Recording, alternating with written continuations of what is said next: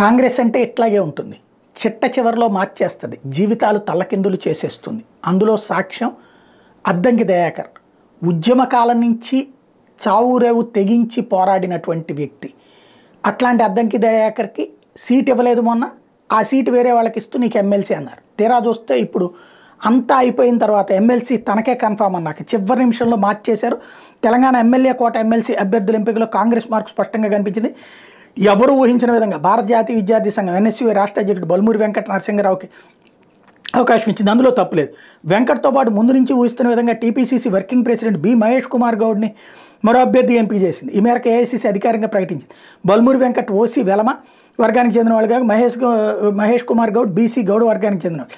తొలుత బల్మూరితో పాటు దళిత నాయకుడు అద్దంకి దయాకర్ ఎమ్మెల్సీ సీటు ఖరారైందని వార్తలు వచ్చినాయి. నామినేషన్ పత్రాలు సిద్ధం చేసుకోవాల్సిందిగా చెప్పిందని కూడా ప్రచారం జరిగింది.